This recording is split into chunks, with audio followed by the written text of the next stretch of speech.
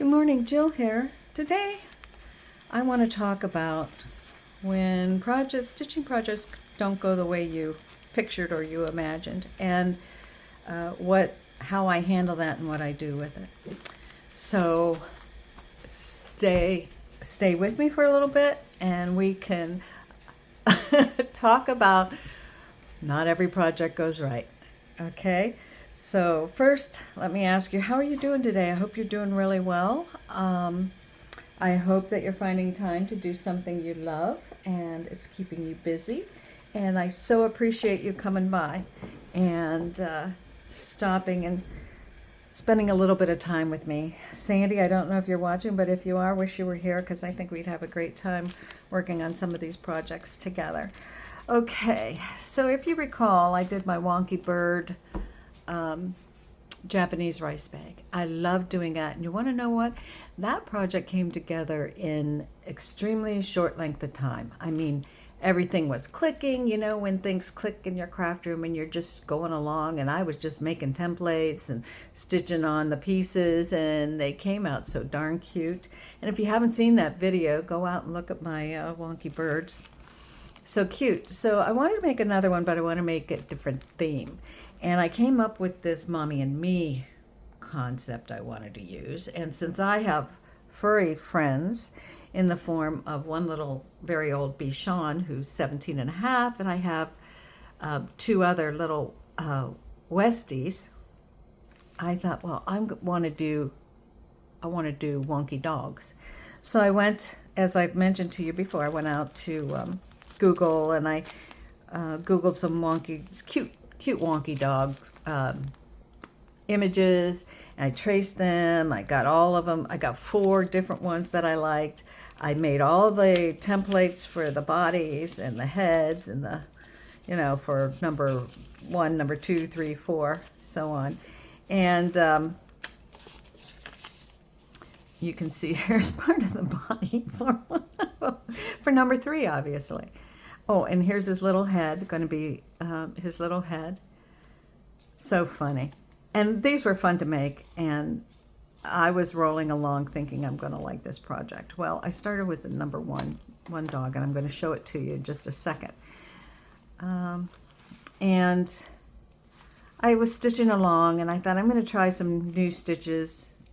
New stitches? Bad idea. It didn't work out for me. It might work out for you, but this is my interpretation of when a project doesn't go how I expect it to go. So what do you do with it? What do you do? Do you keep going, or do you just throw it away, or what? So I will set these aside and show you my first page. So here's my first little what I'll call Mommy and Me doggy page. I'm not happy with it. I'm not happy with it. I'm not happy with the blue and yellow, although I like the little boots in, I used some blue jean fabric for the little boots, and I love the little laces going up. I did turkey work here, and I cut it very short. And turkey work is kind of called turkey work because it's a turkey rug.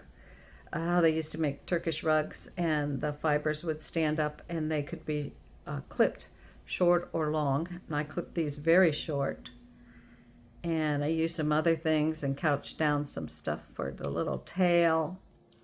I made his little fabric ear, and I put a little fluff of fur on his little head. Of course, I put the eyes and my little eyelashes that I love to put on these little wonky things. And his face and his nose, I thought, came out rather nice. So what don't I like about this? Well, I didn't incorporate these flowers very well. I did like using backstitch to outline his little head and his ear.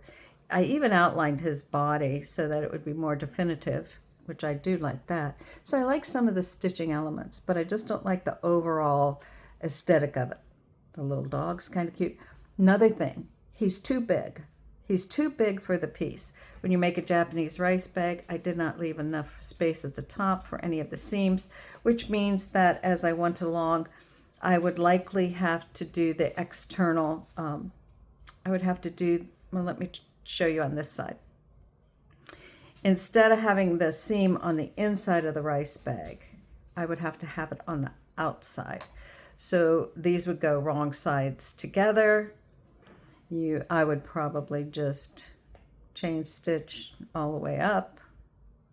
I don't know what kind of stitch, not an over, I'm going to have to get better when I'm talking with you guys about the names of the stitches. And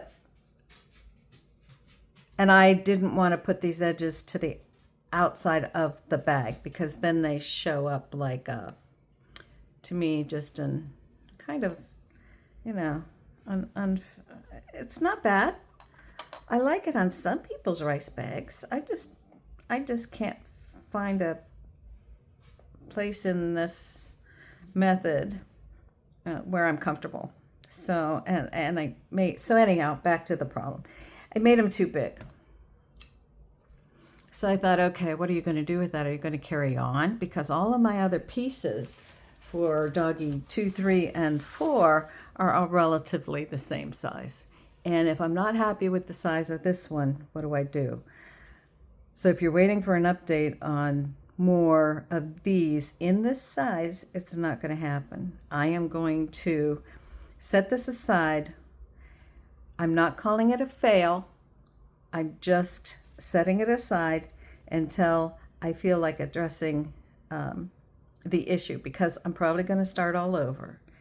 And I'm going to practice some, I think these little leaves and stems where he has broken off the flowers to bring to mommy. I want them to be more definitive, taller, and then look more broken off. So I learned a lot about, and every piece you make, you will learn something about it. And if you just take a moment to look, I'm sorry, I'm slipping up too far to the top. I'll come back down. That's better. But if you look at every piece you make, you can find things you love, things you like, and things that, you know, you're not real happy with. And I don't know, that might be with every piece because some stitches turn out better than others. So there's some of that on every piece. However, I'm not going to, I don't throw it away because it's a good lesson. It's a good example, or sample. I should say it's a sample. But I am going to set it aside. So you will not see any more of the wonky dogs. So you won't see any more of the wonky dogs for now. My precious little mommy and me dogs. I am going to do another rice bag, Japanese rice bags. I think they're wonderful. And I want to use them for scraps this time. I have a lot of threads in my other two. So I'm going to use them for some of my threads in my perlay. So there you have it. That's what happened with my wonky dog. Not exactly a fail, but not a success either. Lessons learned. Until the next time I try a little character. So that's the story. And I guess the thread, that's a pun. I didn't intend a pun, but it is one.